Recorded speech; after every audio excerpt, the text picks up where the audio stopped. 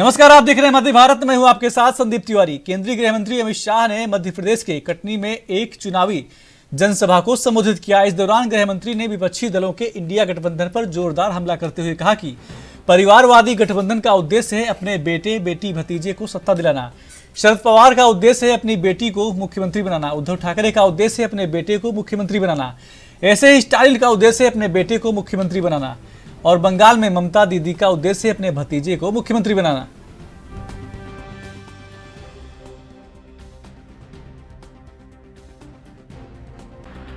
भाई और बहनों, ये कांग्रेस पार्टी ने 70 साल तक जातिवाद, परिवारवाद और भ्रष्टाचार के आधार पर राज किया। मोदी जी ने देश में से जातिवाद, परिवारवाद और भ्रष्टाचार को समाप्त कर दिया। इन्होंने 4 ही जातियां बना दी। पहली जाति गरीब, दूसरी जाति युवा, तीसरी जाति किसान और चौथी जाति माताओं बहनों की, महिलाओं की चौथी जाति बनाकर 4 ही जातियों में देश को बांट लिया।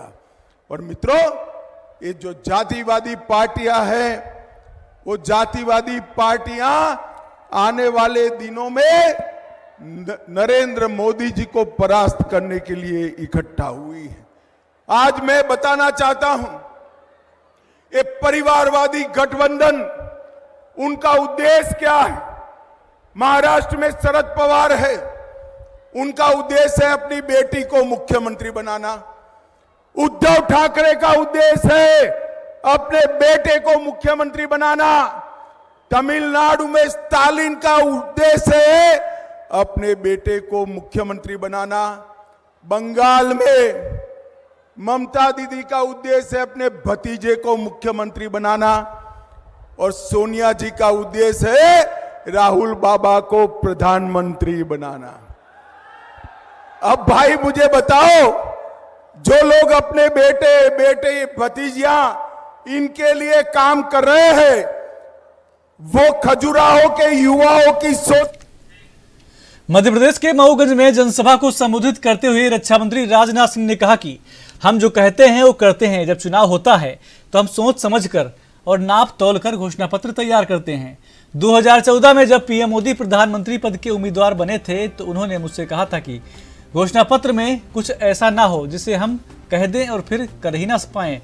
हमने कहा था कि जब संसद के दोनों सदनों में हमें बहुमत मिलेगा तो अयोध्या की धरती पर भव्य राम मंदिर बनेगा। मंदिर का निर्माण अदालत के फैसले से हुआ, लेकिन अवसर हम लोगों को मिला है।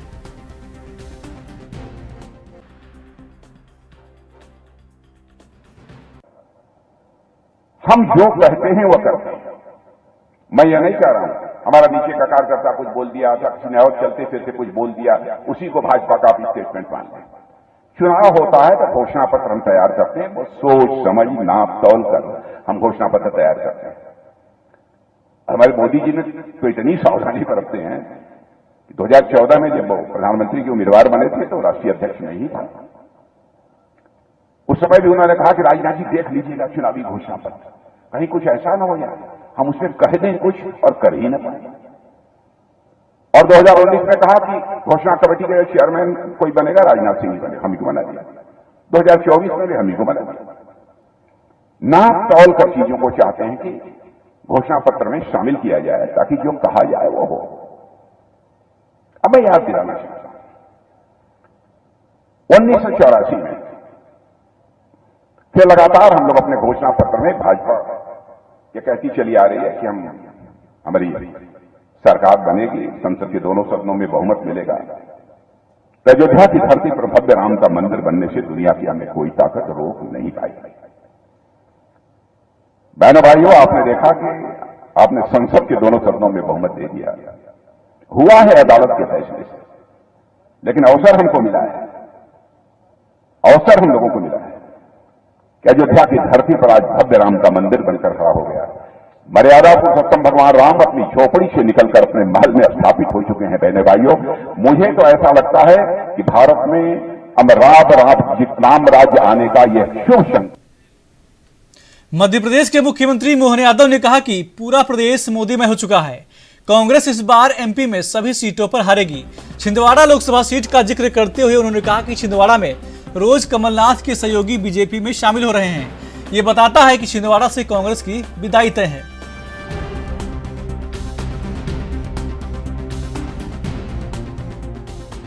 लगातार घूम रहा हूँ, जो दिखाई दे रहा है पूरा प्रदेश भी माननीय मोदी में हो चुका है, भाजपा में हो चुका है। कांग्रेस अब की बार यहाँ से सभी सीटें हारने की तरफ बढ़ रही। आप छिंदवाड़ा से छिंदवाड़ा मैंने कहा कि जब सभी सीटें हार रहे हैं तो एकमात्र सिर्फ 2019 में बची थी 23 में, जिसमें हमको लग रहा है कि अब हम अपनी सारी सीटों की तरफ जीतने की तरफ बढ़ रहे हैं। जैसे आपने देखा है कि वर्तमान के दौर में निराशा का माहौल बना हुआ कांग्रेस के अंदर, और छिंदवाड़ा में रोज एक के बाद एक जवाबदार सारे कमलनाथ जी के सहयोगी भाजपा ज्वाइन कर रहे हैं। ये अपने आप में बताता है कि छिंदवाड़ा से कांग्रेस की। मध्य प्रदेश सरकार के पूर्व गृह मंत्री डॉक्टर नरोत्तम मिश्रा राजगढ़ दौरे पर पहुंचे, जहां उन्होंने कांग्रेस पर जमकर निशाना साधा। इस दौरान उन्होंने कार्यकर्ताओं को संबोधित करते हुए कहा कि कांग्रेस और अन्य दल मिलकर पूर्ण बहुमत हासिल करें। सरकार बनाने के लिए चुनाव नहीं लड़ रहे, वे सब प्रधानमंत्री मोदी को हटाने के लिए एकजुट हुए हैं। और क्या कुछ कहा, देखिए।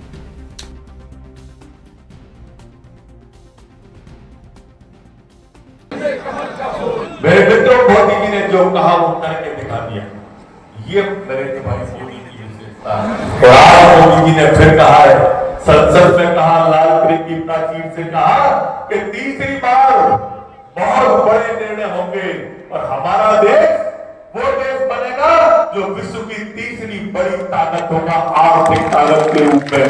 तीसरी बड़ी ताकत मोदी जी ने कहा है। आने वाली पीढ़ी की चिंता करने वाली पार्टी भारतीय जनता पार्टी, आने वाली लोगों की चिंता करने वाली पार्टी हमारी भारतीय जनता पार्टी है। और इसलिए हमें ये बात विचार करना चाहिए कि हम आने वाली पीढ़ी के लिए कैसा भारत चाहते हैं। मेरे दोस्तों, तिरंगे का मान बढ़ाया मोदी ने, भारत का सम्मान बढ़ाया मोदी ने। आप देखो, रूस और यूक्रेन का युद्ध हुआ, हमारे बच्चे फंस गए। बच्चों के माता पिता ने गुहार लगाई मोदी जी से, और मोदी जी ने दोनों देश के प्रधानमंत्रियों से कहा कि खबरदार, बरखुरदार, तिरंगा लगी बस को भेज रहा हूं, बच्चे बैठेंगे मेरे यहाँ के, और इन बच्चों को गलती से भी कोई गोली नहीं चल जाए तुम्हारी तरफ से। और आपने देखा दोनों देश की सेनाओं की सीना चीरती हुई हमारी बसें बढ़ती चली आई। एक बच्चे को भी ऐसा नहीं लगा कि कोई दिक्कत आ गई। ये भाव आज आप सबके मन में होना चाहिए। आप जनता के बीच में जा रहे, जब जनता के बीच में जाओ तो विनम्रता का भाव होना चाहिए, और जब कांग्रेसी सामने पड़ जाए तो विजेता का भाव होना चाहिए। वो आपको देखते ही डिमोरलाइज हो जाएगी। ध्यान रखना, सरकार आपकी है, आपकी थी और आपकी आने वाली है। इनमें कोई शंका तो नहीं है ना आपके मन में? कोई 100% विश्वास है ना? यहाँ भी आपकी और वहां भी आपकी। और ये ऐसे पे विधानसभा में तो ये बोल रहे थे कि हमारी सरकार आने वाली है, तो हम तो बोल ही नहीं पा रहे कि कांग्रेसी की हमारी सरकार आने वाली है। तो जनता के बीच विनम्रता का और कांग्रेसी के सामने विजेता का भाव। मेरे कार्यकर्ता बंधु, एक मंदिर का निर्माण मोदी जी कर रहे हैं, ऐसे भव्य मंदिर का निर्माण कर रहे हैं। ये तीसरी बार की सरकार। सरगुजा लोकसभा के लिए तीसरे चरण में मतदान को लेकर भाजपा संगठन ने भी अपनी कमर कस ली है। यही वजह है कि क्षेत्रीय संगठन महामंत्री अजय जामवाल और छत्तीसगढ़ प्रदेश के संगठन महामंत्री पवन साय एक दिवसीय सरगुजा दौरे पर पहुंचे, जहां सरगुजा लोकसभा के 3 जिलों में से बलरामपुर और सरगुजा जिले के विधायक सहित भाजपा पदाधिकारी को इस बैठक में बुलाया गया। संगठन महामंत्री ने बैठक के दौरान कहा कि भाजपा का कितना भी बड़ा पदाधिकारी और कार्यकर्ता हो, सबको बूथ लेवल स्तर पर काम करना होगा। वहीं से आपको बता दें कि वहीं से सबकी जीत सुनिश्चित होगी। इस दौरान कैबिनेट मंत्री रामविचार नेताम ने कहा कि इस बैठक के माध्यम से बताया गया कि हर बूथ लेवल में 370 का लक्ष्य रखा गया है, जिसके साथ जीत सुनिश्चित मानी जाएगी।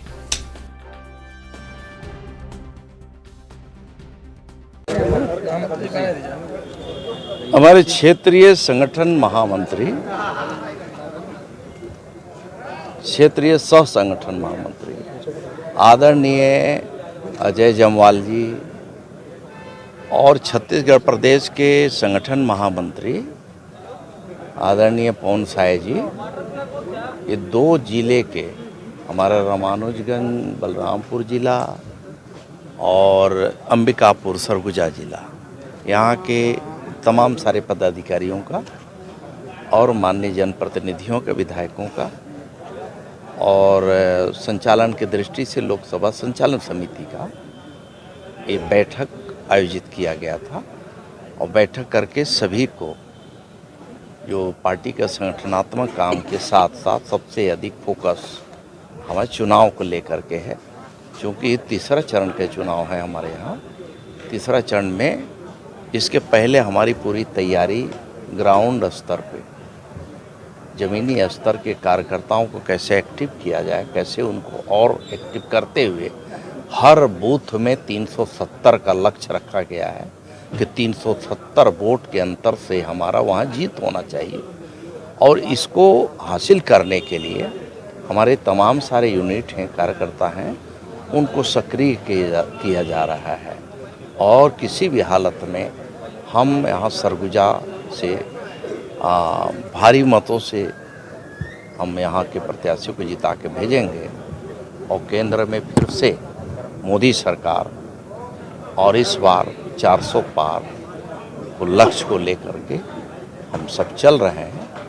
और जिस प्रकार से उत्साह उमंग लोगों में है, जोश जिस प्रकार से है कार्यकर्ताओं में, आम लोगों में, बस्तर से लेकर सरगुजा अंचल तक, उसको देखते हुए हमारा राजनांदगांव के पूर्व सांसद मधुसूदन यादव ने आज प्रेस वार्ता कर पिछले कुछ दिनों से कांग्रेस पार्टी के बड़े नेताओं के भाजपा पर बेतुके बयान को लेकर पलटवार करते हुए कहा कि लोकसभा चुनाव के दौरान कांग्रेस के नेता लगातार देश के प्रधानमंत्री मोदी पर ऊट पटांग आपत्तिजनक शब्द जैसे कि कवासी लखमा जीतेंगे तो मोदी मरेगा, इसके अलावा उन्होंने और क्या कुछ कहा, देखिए।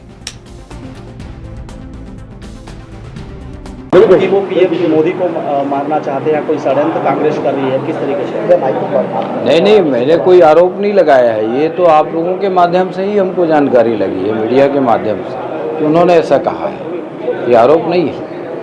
क्या शंका है बीजेपी को?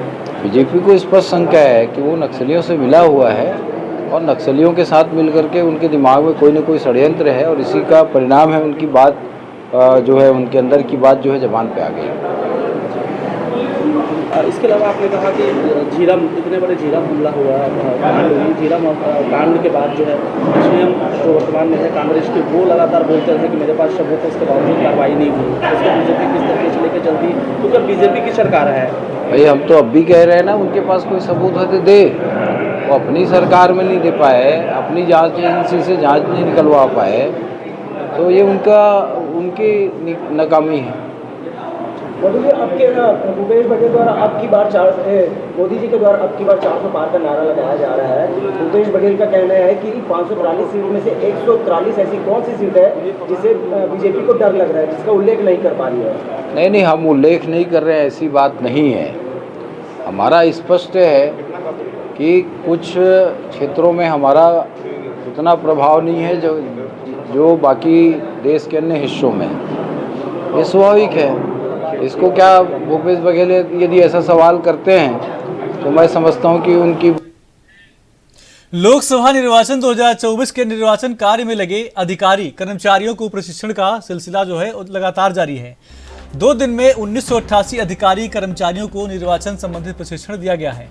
प्रशिक्षण के दूसरे दिन बेमेतरा जिले के तीनों विधानसभा क्षेत्र के 997 पीठासीन अधिकारी और मतदान अधिकारी क्रमांक 1 को प्रशिक्षण दिया गया।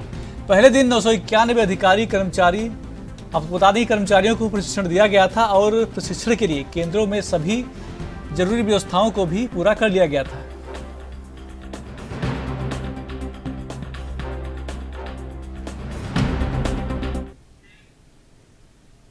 जहां आज देश में ईद का त्योहार बड़े ही धूमधाम से मनाया गया, वहीं शिवपुरी में झांसी रोड ईदगाह पर ईद की नमाज अदा की गई। इस दौरान शिवपुरी में एकता की मिसाल भी देखने को मिली। ईदगाह पर आकर मुस्लिम समाज को तमाम पार्टी के नेता, मनसापूर्ण मंदिर के पुजारी, सहित समाज सेवियों ने ईद मुबारकबाद पेश की। साथ ही देश में अमन भाईचारे की दुआ भी की।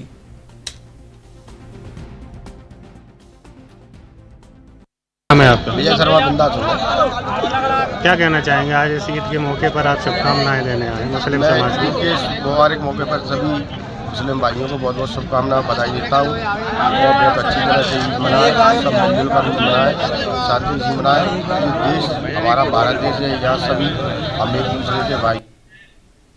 विशेष अभियान के अंतर्गत आपको बता दें कि ऑनलाइन आईपीएल क्रिकेट सट्टा पर कबीरधाम पुलिस को बड़ी सफलता हासिल हुई है।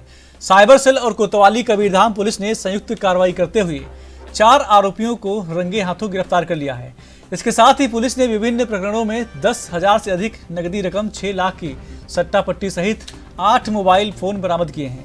आरोपियों की पहचान विशाल चंद्रवंशी, राजू चंद्रवंशी, दीपक चंद्रवंशी और शेखर चंद्रवंशी के रूप में हुई है। फिलहाल पुलिस द्वारा पूछताछ कर आगे की कार्रवाई की जा रही है।